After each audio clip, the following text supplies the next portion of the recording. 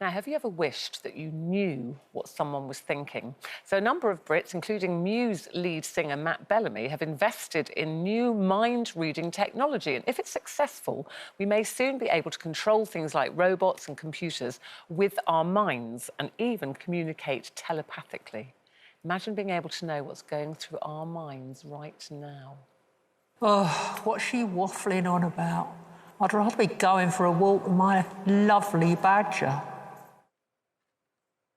If I get home this afternoon and Eamon has not emptied that dishwasher, there is going to be trouble. I wonder what time that Greggs closes round the corner. I could murder a vegan sausage roll. I like tomatoes, you like tomatoes. I like tomatoes, Janet doesn't like tomatoes. Well, that's what we were all thinking.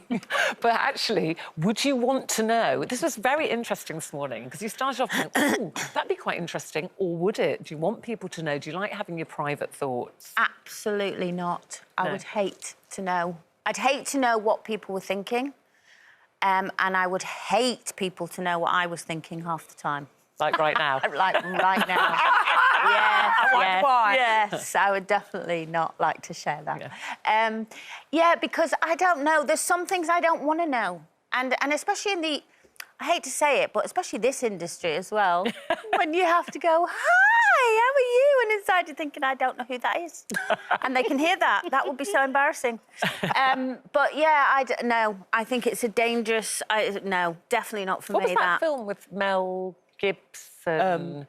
What Women Want. What Women Want. Do you remember that? Where he could suddenly film. hear what he thought he was some great Lothario, and he could suddenly hear what people, women particularly. That's a perfect example. That's a perfect example. Yeah. But that I think the thing of that as well, which I think relates to me, is if I ask a question, it would be nice, because you know, you ask somebody a question and then they just tumbleweed, and you're like, well, what are you thinking?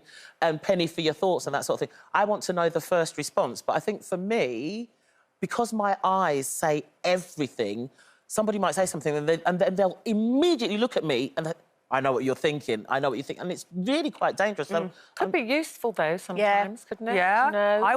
I wish that I had the ability to read other people's minds in certain situations, like looking back over my life, the time I failed the driving test several times, and the worst time was when I imagined that my driving inspector, when you do the test, would be a kind of crumbly bloke of a certain kind. And so I wore a really, really short skirt and a low-cut T-shirt, I'm ashamed to say. And my driving inspector, or driving test inspector, was a very young, nice woman, and I just felt about that big. And then when I went for an interview for a really, excuse me, big job at the BBC, and I sat in front of these 4 miserable people interviewing me, and it was only between me and one other person. That's when I want mind-reading ability. Yeah, that'd be good. It would save a lot of time, wouldn't it? Yeah, I didn't walk in want somewhere and go, funny people. I'm not right for this, or they don't want me, so let's not. Yeah, because in an interview, you can offer different versions of yourself. I could have been comedy Janet, serious Janet, boring Janet with grasp of statistics, but I was floundering. Yeah. No, you're right, actually, 'cause I remember doing a pilot for a TV show, and it wasn't even in a studio. It's one of those rehearsal room ones where we just had a trestle table, and the head of whatever it was, can't remember. Light entertainment. Something like that, head of light entertainment, came and sat, and literally the face didn't move through the whole thing, and it was quite a funny show, and it's most disconcerting when you have no idea what someone is thinking, and they can have that absolutely poker face. So in situations like that, it would be useful, wouldn't it? Like, he commissioned the show, actually. But So you know you're what? right. It's also because it's like those people that say everything on their mind, and they go, well, I just tell it like it is. And sometimes want to go, I know, but it's rude, so don't tell it like it is. And I never asked you to tell me in the first place. You know, if you walk in a room and someone goes, oh, are you wearing that? Yeah. And you go, I don't remember asking your opinion. Well, I just tell it like it is. Well, don't. It's rude.